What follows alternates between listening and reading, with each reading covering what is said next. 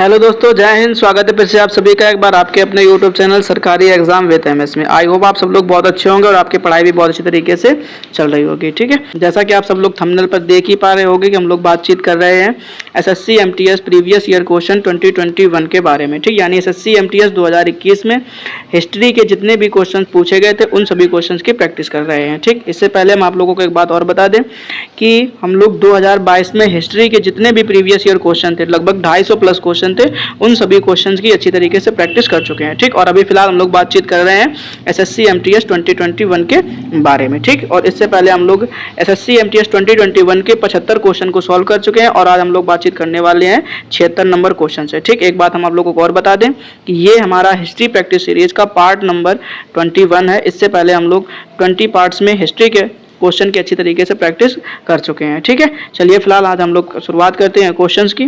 पहला क्वेश्चन ध्यान से पढ़िए, लिखा हुआ है, कह रहा है कि शेर खान ने, ध्यान रखना है क्या कह रहा है, शेर खान ने कन्नौज में, ध्यान रखना, शेर खान ने कन्नौज में हुमायूं को किस वर्ष हराया। ठीक, ये बात ध्यान रखनी है। ठीक, यानी जो शेर खान ने कन्नौज में किसको हराया, हुमायूं को। ठीक, और कह रहा है किस वर्ष हराया, ये बात आपको बतानी है। ठीक, ध्यान से पढ़िए। पहला ऑप्शन जो है वो कह रहा है 1540 ईस्वी में, दूसरा ऑप्शन है 1543 ईस्वी में, तीसरा ऑप्शन है 1541 ईस्वी में, चौथा ऑप्शन है 1542 ईस्वी में। ठीक, तो दोस्तों आपको यहाँ पर याद रखना है ऑप्शन नंबर ए। क्या याद रखना आपको यहाँ पर, ऑप्शन नंबर ए याद रखना है, यानी 1540 ईस्वी में। ठीक, यानी 1540 ईस्वी में शेर खान ने कन्नौज में, ध्यान रखना, शेर खान ने कन्नौज में हुमायूं को 1540 ईस्वी में हराया था। ठीक, ये बात आपको अच्छे से याद रख लेनी है। चलिए फिलहाल अब हम लोग देखते हैं नेक्स्ट क्वेश्चन।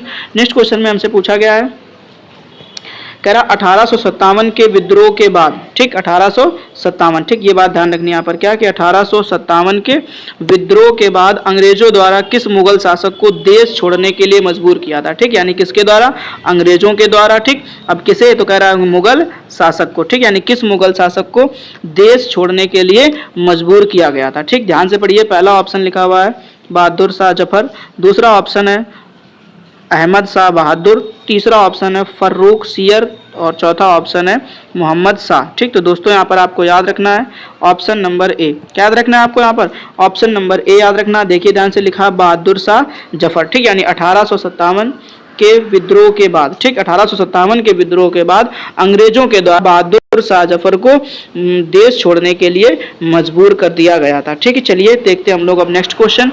नेक्स्ट क्वेश्चन में हमसे पूछा गया है, कह रहा है क्या कि निम्नलिखित में से किस चौहान शासक ने, ध्यान रखना, निम्नलिखित में से किस चौहान शासक ने 1191 में सुल्तान मोहम्मद गौरी, ध्यान रखना है किसको, मोहम्मद गौरी को हराया था। ठीक, ये बात आपको अच्छे से याद रखनी है। ठीक है, अब देखिए जरा ध्यान से, पहला ऑप्शन कह रहा है अजय राज द्वितीय को, दूसरा ऑप्शन है दुर्लभ राज तृतीय को, और तीसरा ऑप्शन है विग्रह राज तृतीय को, और चौथा ऑप्शन है पृथ्वीराज तृतीय को। ठीक, तो दोस्तों यहाँ पर आपको याद रखना है ऑप्शन नंबर डी। क्या याद रखना है यहाँ पर आपको, ऑप्शन नंबर डी याद रखना है, यानी कि पृथ्वीराज तृतीय। ठीक, ये बात अच्छे से आपको याद रख लेनी है। ठीक, यानी क्या कि पृथ्वीराज तृतीय ने 1191 ईस्वी में सुल्तान मोहम्मद गौरी को हराया था। ठीक, ये बात आपको अच्छे से याद रखनी है। चलिए फिलहाल अब हम लोग देखते हैं नेक्स्ट क्वेश्चन।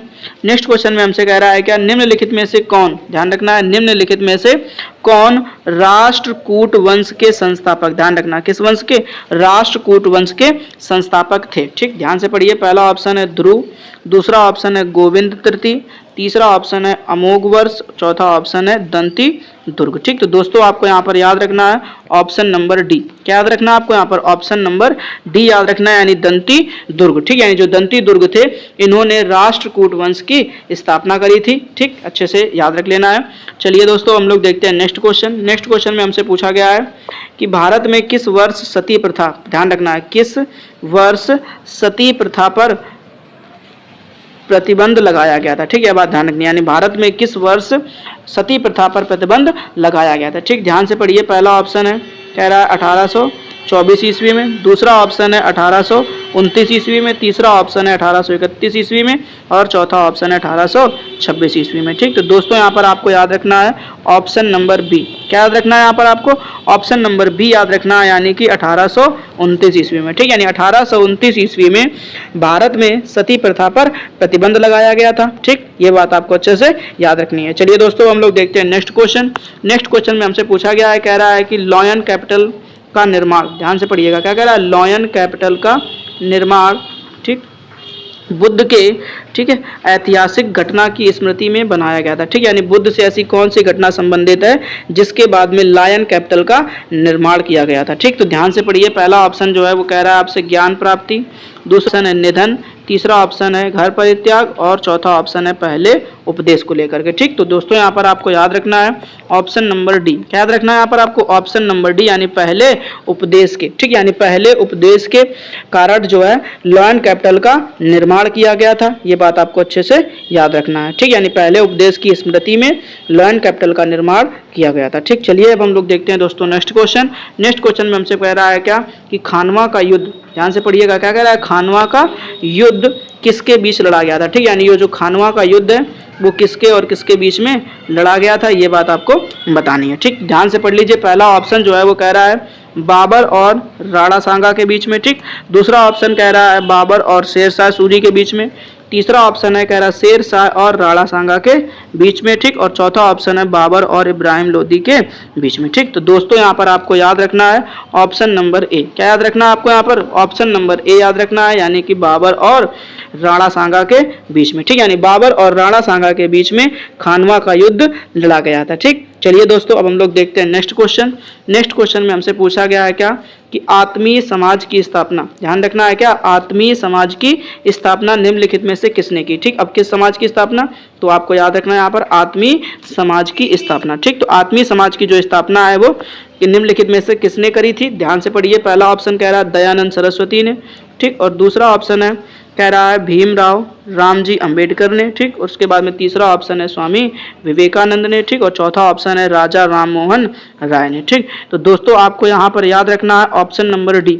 क्या याद रखना है आपको यहाँ पर, ऑप्शन नंबर डी याद रखना है, यानी राजा राममोहन राय। ठीक, यानी राजा राममोहन राय ने आत्मीय समाज की स्थापना करी थी। ठीक, दोस्तों चलिए अब हम लोग देखते हैं नेक्स्ट क्वेश्चन के बारे में। ठीक, नेक्स्ट क्वेश्चन जो है वो कह रहा है क्या 1773 में, ध्यान रखना कहाँ पर, 1773 में भारत के प्रथम गवर्नर जनरल, ध्यान रखना है भारत के प्रथम गवर्नर जनरल कौन थे। ठीक, कब, तो 1773 में। ठीक है, 1773 ईस्वी में भारत के प्रथम गवर्नर जनरल कौन थे, ध्यान से पढ़िए, पहला ऑप्शन जो है वो कह रहा है वारेन हेस्टिंग। कौन है, वारेन हेस्टिंग। ठीक, और दूसरा ऑप्शन कह रहा है क्या रॉबर्ट क्लाइव, तीसरा ऑप्शन है चार्ल्स कॉर्नवालिस। ठीक, और उसके बाद में चौथा ऑप्शन है थॉमस मुनरो। ठीक, तो दोस्तों आपको यहाँ पर याद रखना है ऑप्शन नंबर ए। क्या याद रखना है आपको यहाँ पर, ऑप्शन नंबर ए याद रखना है, यानी वारेन हेस्टिंग। ठीक, यानी वारेन हेस्टिंग जो है ठीक 1773 ईस्वी में भारत के प्रथम गवर्नर जनरल बने थे। ठीक, चलिए अब हम लोग देखते हैं नेक्स्ट क्वेश्चन को। ठीक, नेक्स्ट क्वेश्चन में हमसे पूछा गया है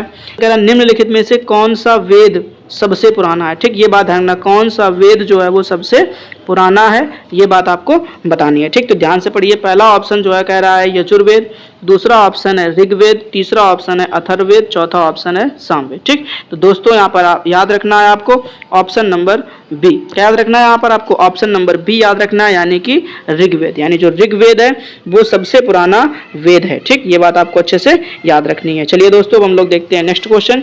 नेक्स्ट क्वेश्चन में हमसे पूछा गया है कह रहा है कि सिंधु घाटी सभ्यता में, ध्यान रखना है कब, कहाँ पर, तो सिंधु घाटी सभ्यता में। ठीक, यानी सिंधु घाटी सभ्यता में निम्नलिखित में कौन सा शहर अस्तित्व में था। ठीक, यानी निम्नलिखित में से कौन सा शहर जो है वो अस्तित्व में था। ठीक, तो ये बात बतानी है आपको क्या कि जो सिंधु घाटी सभ्यता थी उस समय निम्नलिखित में से कौन सा शहर जो है वो अस्तित्व में था। ठीक, इसके ऑप्शन जो है हमें नेक्स्ट स्लाइड में देखने को मिलेंगे। चलिए देखते हैं नेक्स्ट स्लाइड को।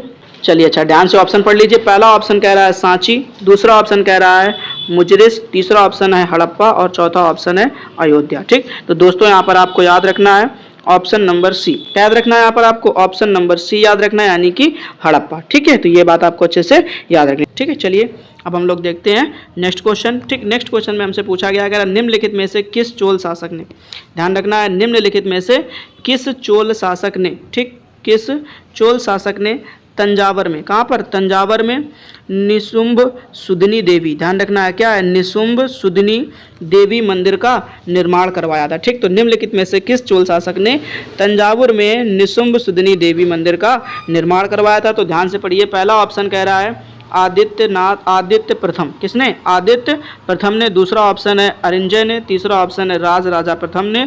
और चौथा ऑप्शन है विजयालय ने। ठीक, तो दोस्तों यहाँ पर याद रखना है आपको ऑप्शन नंबर डी। क्या याद रखना है यहाँ पर आपको? ऑप्शन नंबर डी याद रखना है, यानी कि विजयालय। ठीक, यानी विजयालय ने चोल शासक, यानी विजयालय जो है किसके संबंध है इसके?